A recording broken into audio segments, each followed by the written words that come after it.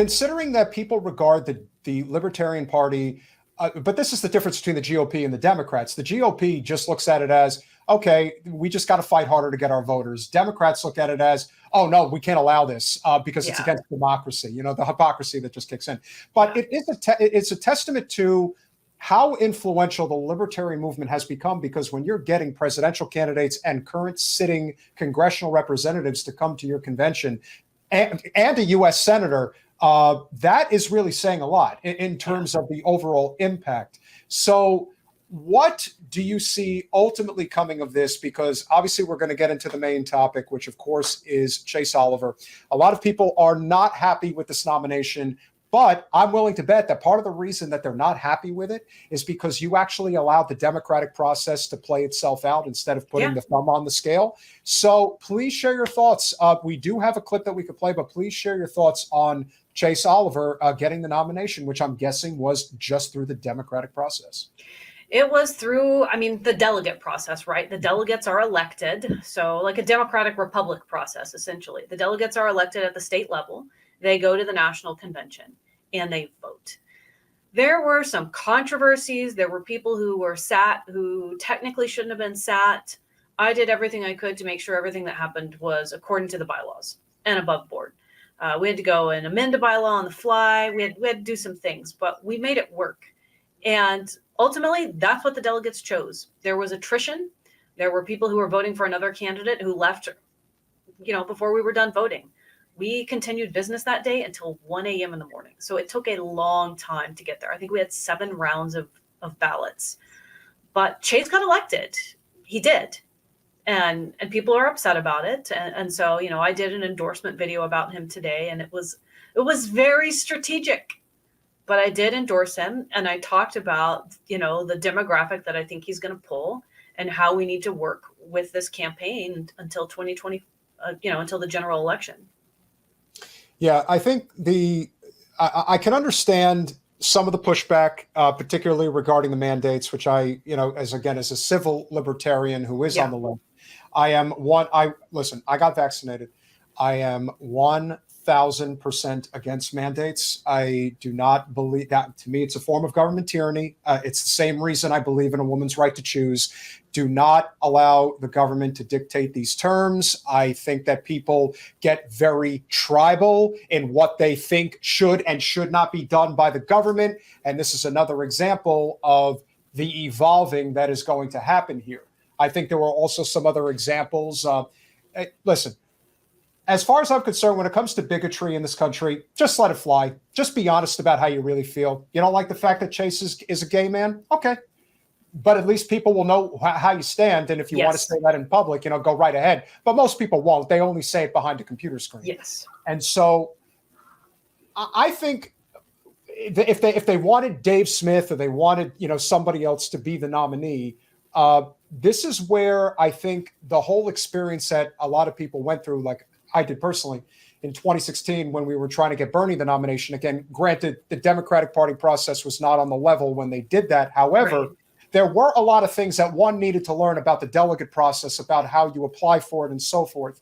And I'm guessing that a lot of the people that are now kind of hip or want to be hip to the Libertarian Party process, they're learning that this isn't just about going to the ballot box and casting a vote. There's actual processes that goes into this. You didn't want Chase Oliver? Well, then you probably didn't do your due diligence to make sure that the person you wanted was who ultimately got the nomination. Is that fair to say? I think that's totally reasonable. There are a lot of people in the Libertarian Party and the broader liberty movement that did not show up to the convention.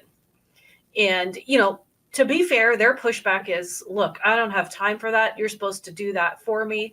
I think the truth lies somewhere in the middle. You need to be somewhat engaged in the process. If you're not going to go, then support someone else who can go, is essentially like as your proxy, who shares your views. Like it is what it is. It is a process. It costs money. It takes a lot of investment. And though the people who are willing to do all of that are the ones that get to decide. That's a very fair point. And then the other thing we really do have a great audience. We have it all across the spectrum. We've got everybody. We've got a good friend who is from Canada and says, name one person who was forced to be vaccinated. the truckers were forced to be vaccinated. And if you wouldn't get vaccinated, you lose your job. That's forced vaccination. There is no debate here. None. Department of Sanitation in the city of Los Angeles. Every government worker in the city of Los Angeles. The only reason, and I have been very clear about this, I waited a long time. I waited about 8 months. And the only reason I got it was because it hindered my ability to travel for my work. And that's it. I didn't want to do it, but I made a decision. I made a conscientious decision that I weighed the pros and cons, and I didn't want to, but I said, all right, whatever. I'm going to do this, but it was not something that I felt was within my discretion. And I think that that's where the blowback is going to come now. And it's going to come in a very, very big way. So with that said, I do think that this is also an opportunity, regardless of how this presidential election unfolds, where growing this base of support at the local level, I think, is very important. And I say this to anybody who is libertarian, who is green, who is just straight independent. Remember, most local elections are nonpartisan. Now, granted, we all know that that doesn't really work in certain places like, Miami, LA, Chicago, New York. Even if it is a nonpartisan race, they'll make it partisan, and that's just how it is. But in most places, you do not have to identify with a political party. And when you go out canvassing and you say, oh, I'm an independent, it's amazing how you can get the most vote blue no matter who and the most MAGA red to say, I like you, I like your ideas, I'll vote for you.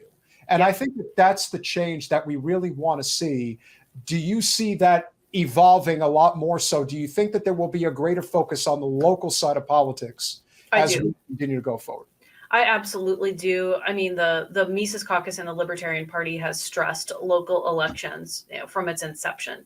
Really, focus on what's within your locus of control. What can you actually achieve? You can achieve so much more as one out of 7 people on city council than you can as of 1 out of 435 congressional representatives. It's just it can be a night and day difference. I mean, you could change someone's life. You could get rid of some bogus zoning law so that people can have little granny buildings, in their backyard. You could change the law to keep those things from being torn down. You can make housing more affordable. You can increase property value without, doing something that hurts other people. It's just, there's so many opportunities. There's so many opportunities at the local level. And I think that the backlash after, the aftermath of whatever's coming in the general election, people are going to get busy in their communities because they're going to realize that's where you need to start, even if you do want to be successful at the federal level.